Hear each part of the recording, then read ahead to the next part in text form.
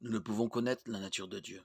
Le livre de Job dit: prétends-tu pénétrer les profondeurs de la pensée de Dieu? Prétends-tu découvrir ce qui touche à la perfection du Tout-Puissant? Elle est aussi haute que le ciel. Comment t'y prendras-tu? Elle est plus profonde que le séjour des morts. Que pourras-tu en savoir? Job 11, 7, 8. Nous pouvons cependant comprendre ce qu'il nous a révélé dans sa parole et sa création, et que notre raison humaine peut comprendre avec révérence. Quand Dieu a dit à Moïse d'aller trouver Pharaon d'Égypte pour lui demander de laisser partir les Israélites, il lui a répondu: j'irai donc trouver les Israélites, et je leur dirai: le Dieu de vos ancêtres m'envoie vers vous. Mais s'ils me demandent quel est son nom, que leur répondrai-je? Exode 3,13. La réponse de Dieu était simple, mais très profonde. Dieu dit à Moïse: je suis celui qui suis. Et il ajouta: voici ce que tu diras aux Israélites: je suis m'a envoyé vers vous. Exode 3,14. Le texte hébreu dit littéralement j'être ce que j'être. Ce nom révèle que Dieu est purement existant, ou, comme l'expriment d'autres, purement actuel, qu'il existe et n'a pas la possibilité de ne pas exister. Autrement dit, si beaucoup de choses, par exemple les êtres humains, les animaux, les plantes existent, une seule, Dieu, n'est existant par lui-même. Le fait que Dieu seul est existant par lui-même nous révèle 5 vérités à son sujet sur sa nature.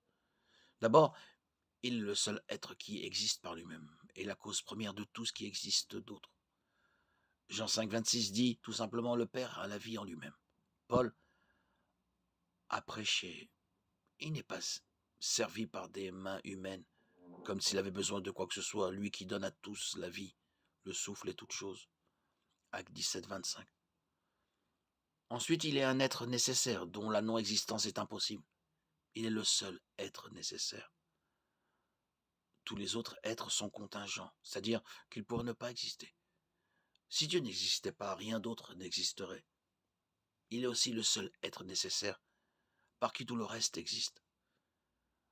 Comme le dit Job, s'il ne pensait qu'à lui-même, s'il reprenait son esprit et son souffle, toute créature expirerait d'un seul coup et l'homme retournerait à la poussière. Job 34, 14, 15. Il est aussi un être personnel. Dans ce contexte, ce terme ne décrit pas sa personnalité, par exemple drôle, avenant, mais son intentionnalité. Il a une volonté, crée et dirige des événements à sa guise. Le prophète Ésaïe a écrit: souvenez-vous des tout premiers événements. En effet, c'est moi qui suis Dieu, et il n'y en a pas d'autre. Je suis Dieu et personne n'est comparable à moi. Je révèle dès le début ce qui doit arriver, longtemps à l'avance, ce qui n'est pas encore mis en œuvre. Je dis: mon projet se réalisera et je mettrai en œuvre tout ce que je désire.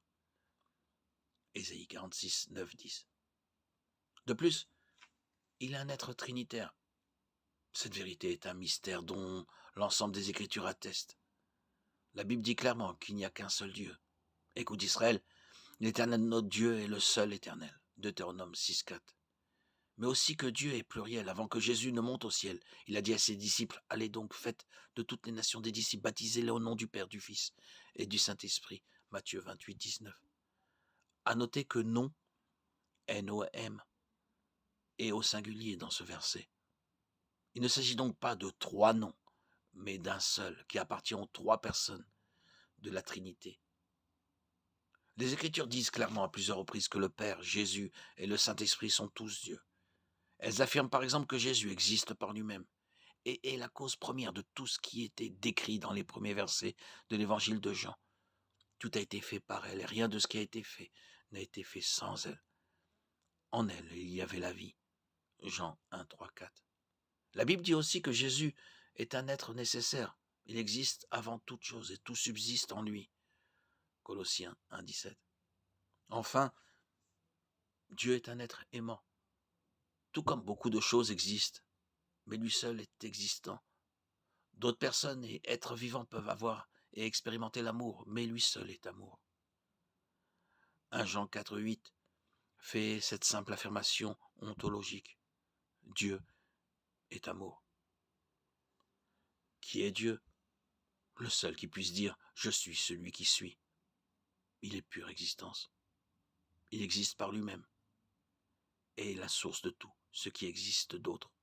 Il est le seul être nécessaire, intentionnel et personnel, à la fois un et divers. Dieu est amour. Il vous invite à le chercher, à le découvrir.